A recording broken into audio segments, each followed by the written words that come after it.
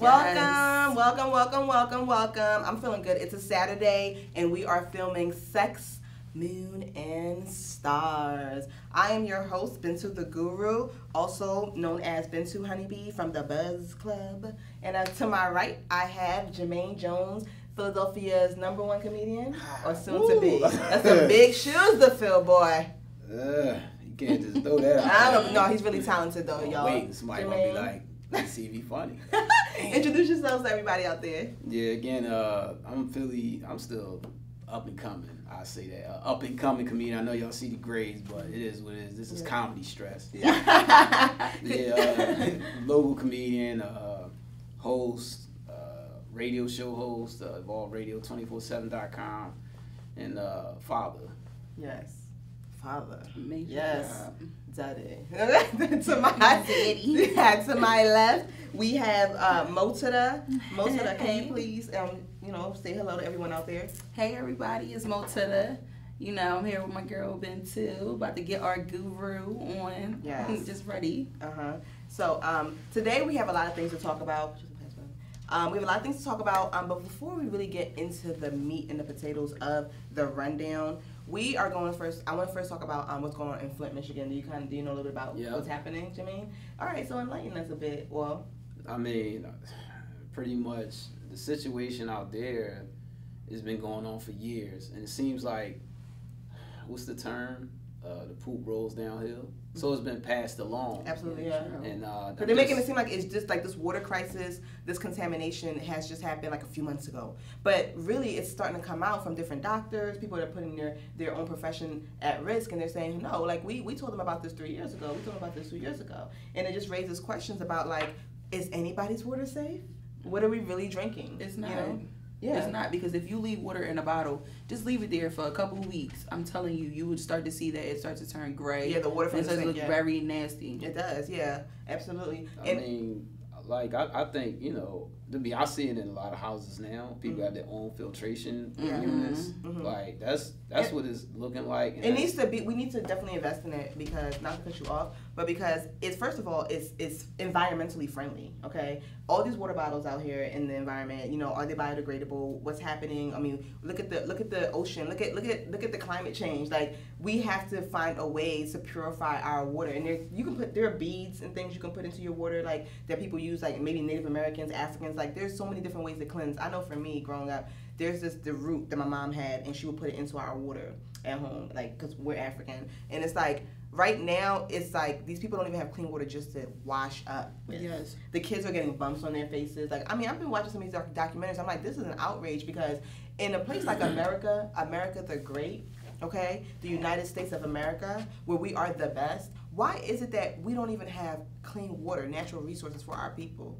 I mean, you might as well call us a third world country now. I mean, look at the financial situation that's going on. I mean, even the state legislation, the money wasn't even passed until recently. A lot of people's school fees were tied up, their loans. I mean, things seem to be like they're going downhill in a sense. So it's like, it's raising the question, like, what's happening in America? You should expect that. You should expect that. We are built off of a land where people have been doing this for years. I feel like sometimes I hate when people just act surprised. What is the big surprise? They've been doing this for years. Things are going to keep going on for years, because nobody's going to stand up. Nobody's going to say nothing. These people have been doing this for forever. It's never going to change. And we're too distracted. We're too distracted. Something. Even like I remember like Wendy Williams said she's like, oh, I didn't watch the Democratic debate, the other day, presidential debate, because Donald Trump wasn't going to be there or something, and he's funny, even though I'm not voting for him. I'm like, what does it have to do with apples or oranges? You know what I mean? Like, we're trying to find a selective candidate to run our country, right? But at the end of the day, it doesn't matter. To me, it doesn't matter. They're going to pick who they want in there. Just like I mean, everybody keeps saying because Obama won, that was not supposed to happen. That was supposed to happen. Absolutely. It was they did that to set us up. They do it all the time. Because to me, when Obama won, black people started becoming even more complacent. It's like, my president is black, so you can't. Let's turn up. Like, it was just turn up. It was not about, okay, we have a black man in office. Okay, yes.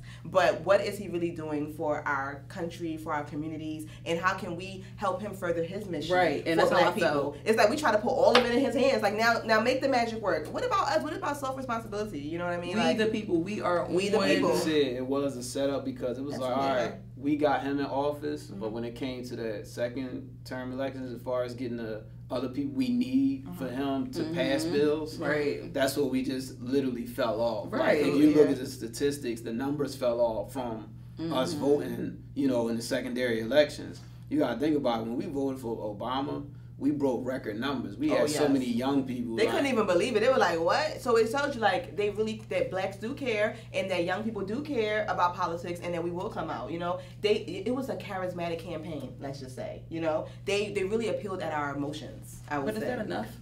For Black people, I think for African Americans in society, it just seems like it was enough. It was like, you know, this great man was charismatic on camera, and he was able to just sell it to us, and so we went out there and we voted for him, but we did nothing else beyond that. But that's what I'm saying. Is it enough? Is that enough?